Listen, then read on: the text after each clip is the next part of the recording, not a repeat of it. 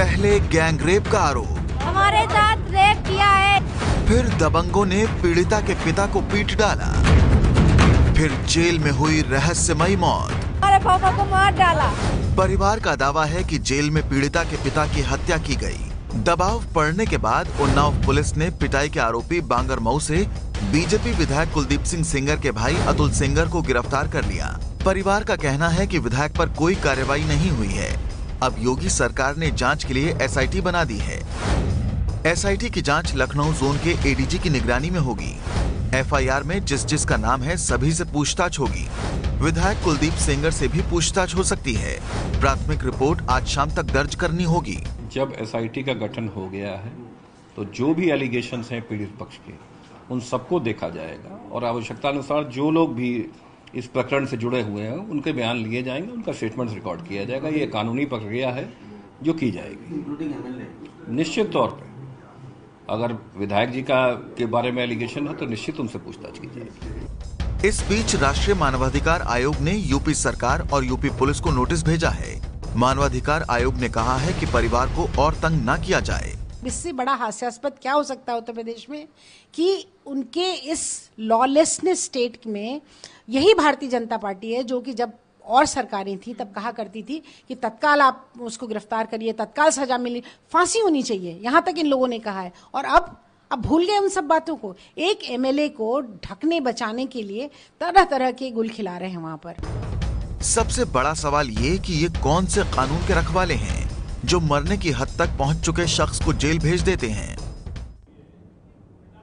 तो इस बहुचर्चित उन्नाव कांड के मुख्य किरदार कौन कौन हैं आपको दिखा देते हैं। पीड़िता उन्नाव की महिला, गैंगरेप होने का आरोप, कुलदीप सेंगर बीजेपी विधायक, पीड़िता ने रेप का जिन पर आरोप लगाया है। तीसरा किरदार है अतुल सेंगर, कुलदीप सेंगर का भाई, पीड़िता के पिता को पीटने का आरोपी। शुभम सिंह, पीड़िता को बहला फुसलाकर ले जाने और गैंगरेप करने का आरोपी। शशि सिंह, शुभम की मां, पीड़िता को कुलदीप सेंगर के घर ले जाने की आरोपी।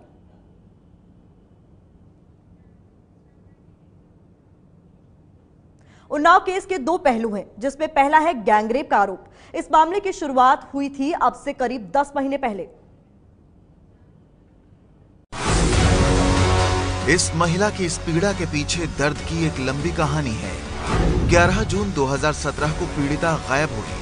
परिवार वालों ने आरोपी शुभम और अवधेश पर केस किया। 21 जून को पीड़िता बरामद हो गई। 22 जून को पीड़िता ने मजिस्ट्रेट के सामने बयान दिया। पीड़िता ने 3 लोगों पर गैंगरेप का आरोप लगाया। विधायक समर्थक बताए जा रहे तीनों युवकों की गिरफ्तारी हुई। जून के महीने से शुरू हुई इस वारदात में बड़ा मोड़ तब आया जब 22 जुलाई को पीड़िता ने पीएम नरेंद्र मोदी और सीएम योगी आदित्यनाथ को चिट्ठी लिखकर विधायक कुलदीप सेंगर पर रेप का आरोप लगा दिया। इसी के बाद विधायक समर्थकों और पीड़ित परिवार के बीच टकराव बढ़ गया। 30 अक्टूबर को विधायक समर्थकों ने पीड़िता के परिवार पर मानहानि का केस किया। पीड़िता के घरवालों पर विधायक को रावण बताने वाला पोस्टर लगाने का आरोप। 11 नवंबर को पीड़िता के चाचा पर भी मानहानि का केस। पीड़ित परिवार की तरफ से 22 फरवरी को उन्नाव जिला अदालत में अर्जी दी गई। अर्जी में एक बार फिर विधायक पर रेप का आरोप लगाया गया। साथ ही कहा गया कि आरोपी शुभम की मां शशि उसे नौकरी दिलाने के बहाने विधायक के घर ले गई थी। शशि इन आरोपों से इनकार कर रही हैं। शादी कर लो, तुमको बचा देंगे, शादी कर लो, तुमको बचा देंगे। हमने शादी करने से इनकार कर दिया क्योंकि गुंडा बदमाश सब राजनीति सब कुछ करते हैं। उनके पास पता तो मुकदमे लगे हुए हैं। हम शादी कैसे कर ले? हम लोग पढ़े लिखे आदमी, हमारा पति आर्मी में, हम अपने बच्चों को लेकर कैसे रहते थे ये हम ही जानते। मेरे लड़के का कैरियर खराब कर दिया। सवाल ये है कि रेप हुआ या नहीं ये आरोपी कैसे तय करेंगे? ये काम पुलिस को करना है। पुलिस ने इस बारे में 3 लोगों को गिरफ्तार भी किया था, लेकिन आरोप है कि विधायक के खिलाफ कार्रवाई नहीं हुई। वहीं विधायक कुलदीप सेंगर ने इन आरोपों को गलत बताया है। पीड़िता के एक चाचा हैं श्री महेश सिंह जी, वो उन्नाव जिले के माखी थाने के हिस्ट्री शीटर अपराधी हैं और इनके पिता, इनके चाचा, दूसरे बड़े चाचा, इनके सबके खिलाफ आपराधिक इतिहास रहा है। हमारा प्रधानी के चुनाव में तमाम गांव के लोग जो इनके परिवार के लोग हैं, ये रंजिश मानते हैं। लेकिन हम अपने कार्य करने के तरीके से किसी भी व्यक्ति से कोई कभी रंजिश नहीं मानते।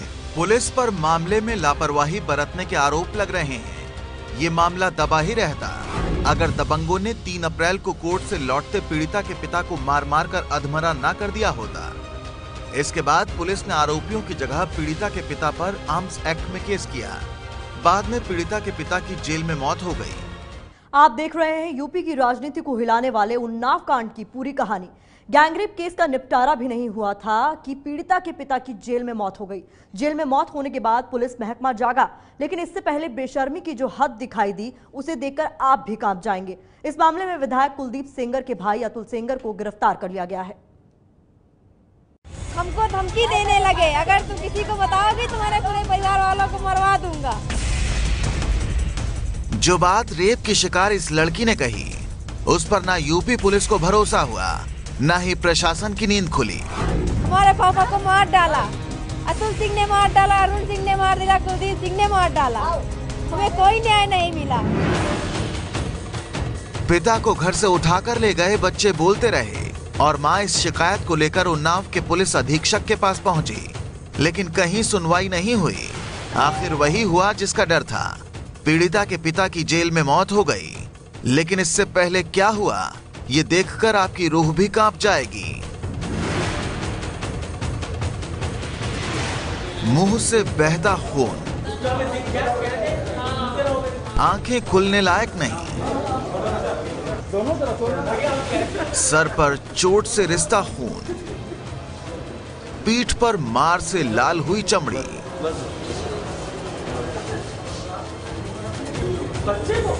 दाएं पांव की चमड़ी उघाड़ी हुई, बाएं पांव में चोट के निशान,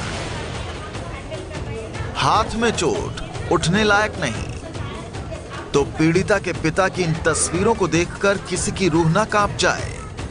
शरीर का कोई अंग काम नहीं कर रहा है, हर जगह से खून टपक रहा है। चेहरा हो या सिर, पीठ हो या पेट, पांव हो या हाथ, सब कुछ घायल है। और घायल अवस्था ऐसी कि जान कभी भी जा सकती है, पर हर कोई बेफिक्र है, यानी जान जाने का इंतजार हो रहा है। तो रविवार की इस तस्वीर के बाद सोमवार सुबह खबर यही आई, संदिग्ध अवस्था में बलात्कार पीड़िता के पिता की मौत जेल में हो गई। पोस्टमार्टम रिपोर्ट में भी यही खुलासा हुआ।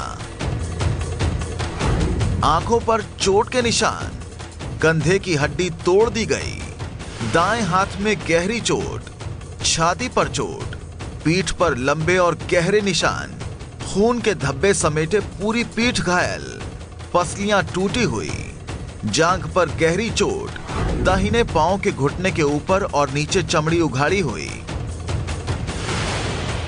मौत होने के बाद पुलिस जागी और विधायक कुलदीप सेंगर के भाई अतुल सेंगर को गिरफ्तार किया गया। लेकिन अब यह भी सामने आ रहा है कि विधायक का परिवार पीड़ित परिवार पर समझौते का दबाव डाल रहा था। इन लोगों के बराबर मेरे पास फोन आ रहे थे और घर पे मेरे जा रहे थे, धमकी दे रहे थे कि विधायक जी के ऊपर जो आपने 156(3) की FIR डाली है उसको वापस ले लो, नहीं आप लोगों का हित नहीं होगा, अहित ही होगा, यहाँ पे आप लोग रह नहीं पाओगे, आप दोनों भाइयों में से दोनों को ही मार दिया जाएगा। एक का परिणाम है आपके साथ सामने, जो एक को उन्होंने मरवा दिया, एक मैं बचा हूं, हमें कब मरवा दें इसकी कोई गारंटी नहीं। तस्वीरें ये भी सामने आई कि पीड़िता के बेसुध पिता के अंगूठे के निशान भी कागजात पर लिए गए ताकि मनचाहा मुकदमा तैयार कराया जा सके।